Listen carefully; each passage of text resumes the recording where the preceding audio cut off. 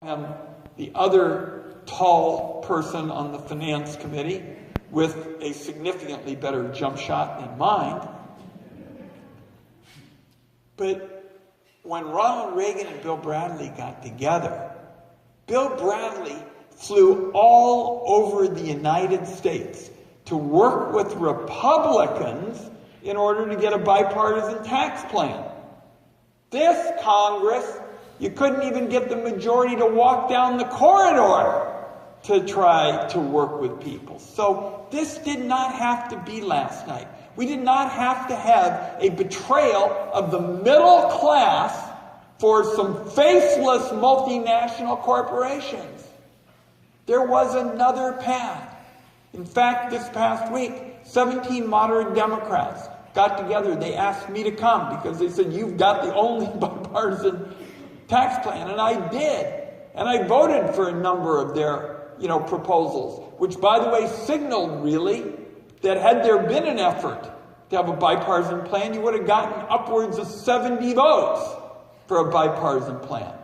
So we've still got the conference to go between the Senate and the House, and there are some differences. I feel particularly strongly about making sure in several areas, the state and local tax deduction.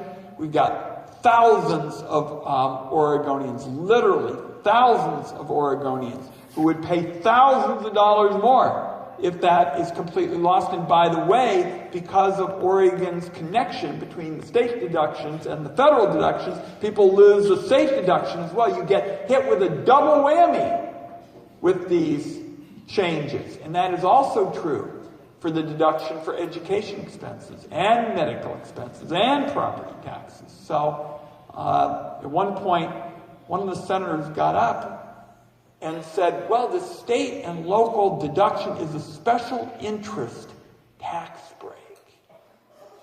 You know what the history of the state and local deduction is?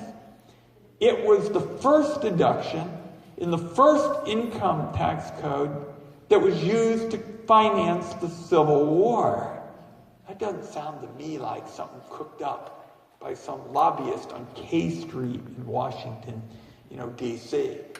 So there's some high-stakes issues still to be resolved, and I'm the senior Democrat on the tax writing committee, so I'll be very involved in those efforts.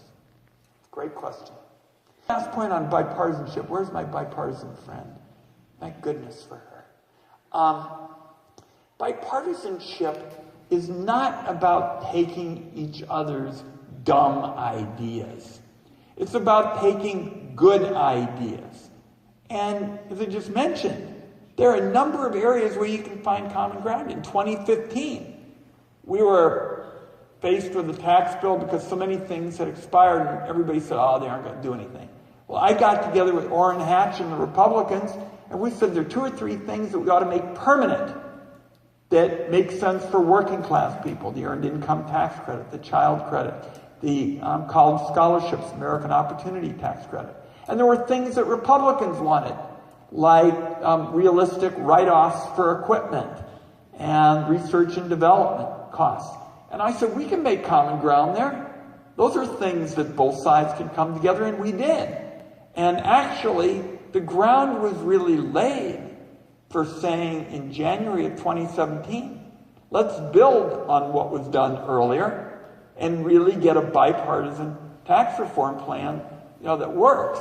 But in many respects, this bill takes broken stuff and makes it worse. We've already got too many incentives for shipping jobs overseas, and this proposal goes to something called territorial taxation, which is really a glide path to shipping even more American jobs overseas, because it means what it sounds like. You don't pay taxes if you're outside the United States. Jimmy.